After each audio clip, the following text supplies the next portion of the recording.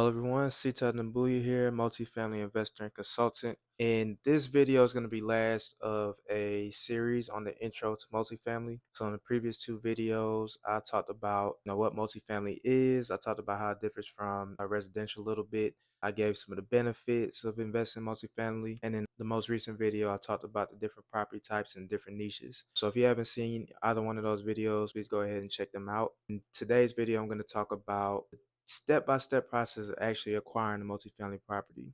So it's a 12-step process. It's very high level, but I think it'll give you a lot of insight as to what it actually takes to be able to close on a multifamily deal. So let's get into it. Now let's talk about how to acquire multifamily property. So this isn't going to be a comprehensive guide, but it's going to be 12 steps that you can take to acquire your first multifamily property or your next multifamily property. Number one, define your investment goals. Often overlooked. You need to know where you're trying to get to before you really get started. Otherwise, you're not going to really navigate to the right place. Are you going to be invested for cash flow? Are you looking for appreciation? Are you looking for depreciation? Are you just trying to park capital somewhere? Do you want to maximize returns or do you want to mitigate risk? There's a lot of different goals that you could aim for, but you got to aim for something when you get started. Two, conduct market research. Everybody knows that real estate is location, location, location, and that's very much important in the commercial and multifamily space. You need to invest in places that have high demand and solid economic drivers that are going to prove your asset to be a viable asset for years to come. Three, set a budget. How much capital do you have to be able to put towards this project, and make sure that you're okay with putting that capital at risk, and what resources do you have if you need more capital to be able to get the deal done. Four, find partners. If you're watching this video, chances are you are not an experienced multifamily investor. That's just the truth of the matter. You wouldn't be watching the intro video if you were. So that doesn't mean that you can't try and acquire multifamily property, but you just don't have the expertise to really get that done. You may have skills in another area. You may have some experience in commercial real estate. You may own commercial real estate, or you have experience in residential real estate, and you have certain expertise that can help you, but you don't have everything you need. So finding a partner, someone who's done this before that you can add value to and work with, is a great way to get started and being able to go after your first deal. Five, build a team. So when you're in this business, it's very much a team sport. You need good property management. If you don't have your own property management company, you need lenders, you need access to equity, whether it be limited partners, private equity, retail investors, whatever. You need access to equity to be able to get deals done. You'll need an insurance agent. You'll need contractors, people you can work with, and a myriad of other things. You need to build those relationships before you ever start looking for a deal, because you don't want to get to a deal and then have to try and figure all of that stuff out. Six, establish relationships with brokers. So if you're coming from the residential side, you may be used to going direct to seller. A lot of people in the residential business go direct to seller. When you're looking at properties that are typically 50, 60, 80 plus units, more than likely you're going to have to go through a broker to get that deal done and get access to that deal. So you want to build relationships with these people. Brokers are essentially like the agents, the sellers agents of the commercial world. They have access to the sellers who are looking to offload their properties, and you need to build relationships to them to be able to get access to those properties.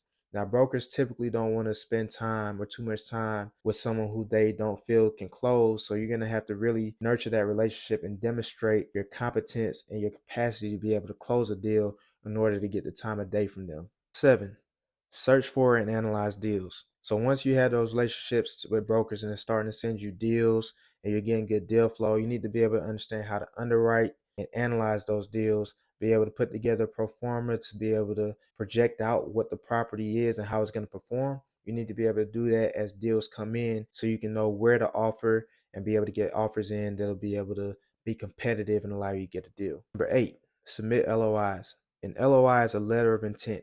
It's like the formal, non-binding document that you submit when you want to put an offer for a property. You submit your LOI to the broker, outline some basic terms to outline the purchase price that you're projecting, and a few other things such as earnest money, so on and so forth. So you want to submit those when you find deals that you feel good about and you feel you'll be competitive to be able to win. Nine, negotiate the contract. So once you have an accepted LOI, meaning your offer was accepted by the seller, then you want to go into PSA. So your purchase and sale agreement. You have your real estate closing attorney will draft the PSA. You and the seller will negotiate terms about your timeline, due diligence period, all this other stuff. And you want to make sure that you read that thoroughly and negotiate where you can to make sure that you're getting to a contract that's favorable for you.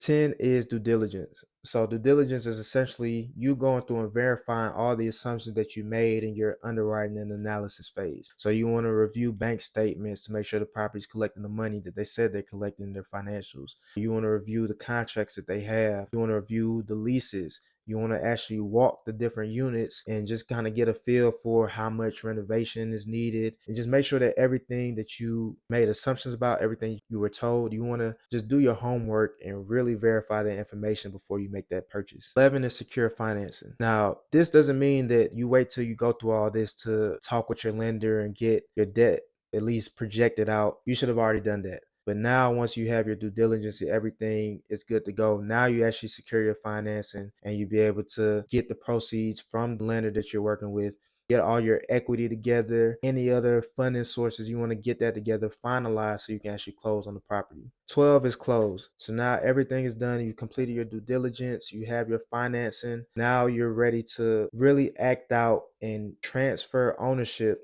from the seller to yourself. So now you have the property in your portfolio, you're taking over ownership, you're putting your property management in place, and now you're ready to asset manage the property and run your business plan for the next X number of years that you have in your business plan. All right, thank you for making it through this video, and hopefully you made it through the entire series. In this video, we covered just the full step-by-step process of what you need to do to acquire multifamily property. If you got some value out of that, please go ahead and like and also subscribe for more content. So this is the last video in this series, but I will be putting out more content. Let me know in the comments what you want to learn more about. Thank you for checking out this video, and I'll see you later.